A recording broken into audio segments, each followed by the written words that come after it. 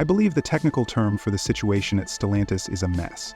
We have witnessed a real collapse in sales, and their global earnings, which are heavily dependent on North America, were down about 48% for the first half.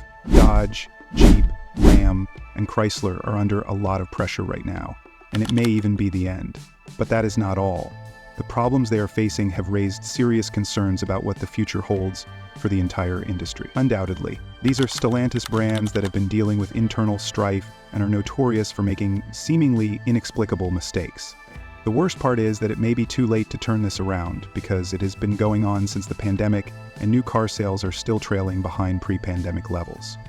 Yes, even as the world recovers, the automotive sector hasn't fully recovered its momentum, and Stellantis is feeling the pinch more than most. However, this is larger than simple mistakes, so what's happening to Stellantis is part of a larger trend in the market, and we, the customers, will be the ones who will pay for it. Sales for Stellantis brands have drastically decreased over the last 5 years. For example, Jeep, Dodge, and Chrysler have seen a staggering 39% drop in sales.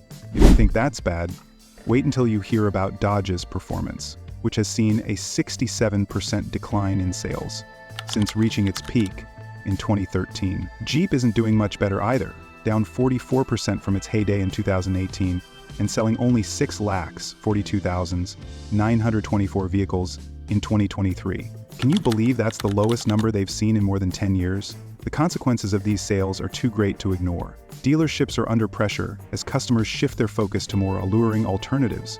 Potential buyers are feeling less than inspired as the excitement surrounding new car launches wanes. And let's not forget about inventory. Stellantis is sitting on a mountain of unsold vehicles. As of March 2024, reports indicate that they had 1.4 million new cars sitting in inventory, which is a major problem. To begin with, production adjustments were made in response to supply chain constraints, which initially prompted them to increase production in order to accumulate inventory. However, as demand began to change and sales slowed, they found themselves with an excessive number of cars that are now difficult to sell, which is making inventory management more difficult.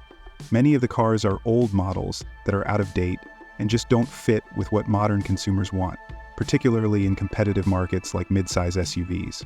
As a result, Stellantis brands are experiencing some rather good days. In essence, the cars are sitting on the dealers' supply numbers. Much longer than the industry average, you may be wondering how they got into this mess.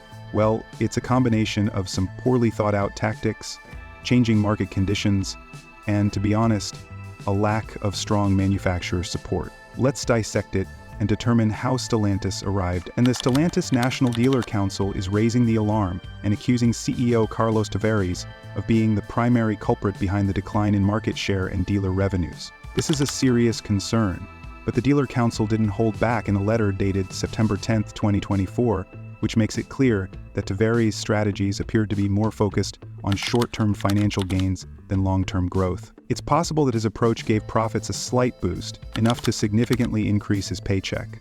However, dealers are complaining that this short-sighted approach is negatively impacting market share and brand value. The council has warned that this course could result in catastrophe, and they believe that those predictions are already coming to pass. Even worse, dealers are feeling more and more alone as they deal with these growing difficulties without the help they sorely need from Stellantis. The council specifically criticized the company's recent efforts to cut marketing budgets and modify compensation policies, which they say are severely hurting dealer profitability and leaving many dealers with an excess of unsold vehicles clogging their lots, which is a surefire way to experience financial strain and frustration, brewing throughout the network of dealers. Let's now discuss the repercussions. The council stressed that Devers' cost-cutting initiatives through CED, with the goal of improving profits, are actually backfiring.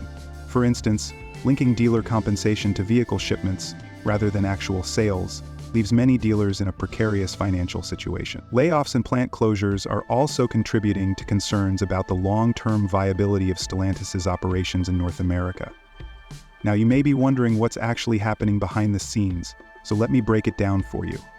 Move away from conventional engines. Let's begin by moving away from conventional engines. People, the controversy surrounding engine replacement is real. The Hurricane twin-turbo inline-six engine, which is replacing the beloved traditional V8 engines in a number of models, is a curveball from Stellantis. It is said to provide better fuel economy and lower emissions while attempting to maintain power levels comparable to those weights. Sounds good? Don't get ahead of yourself. Let's talk about customer preferences for devoted Dodge and Ram fans.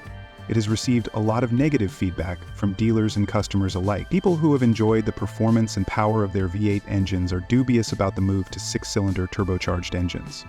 There is a persistent concern that these modifications may actually detract from the driving experience that loyal customers have grown to anticipate from these venerable brands. After all, muscle and power are what come to mind when you think of a Dodge or Ram. And then there is the market reaction. The catch is that the new Hurricane engine isn't merely a one-time change. Rather, it's a component of Stellantis' larger initiative to increase fuel efficiency and reduce carbon emissions.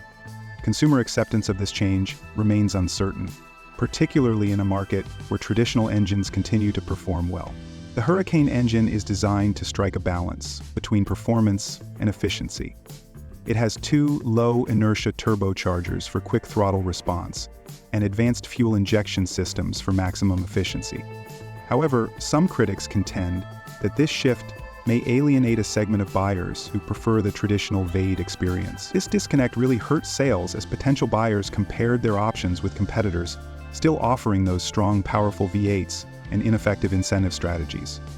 It remains to be seen whether people will embrace the new technology or cling to the nostalgia of V8s. When it comes to modifying its incentive spending, Stellantis is lagging behind the competition, which is significant because other automakers are increasing their financing offers and discounts to boost sales. Stellantis has been sticking to a limited promotional strategy, which has put their dealers at a significant disadvantage and left them feeling somewhat stranded in a difficult market. Now let's talk about the pressure on those dealers. Financial strain is increasing as they struggle with high levels of unsaleable inventory and a lack of strong manufacturer support. It's a perfect storm of difficulties.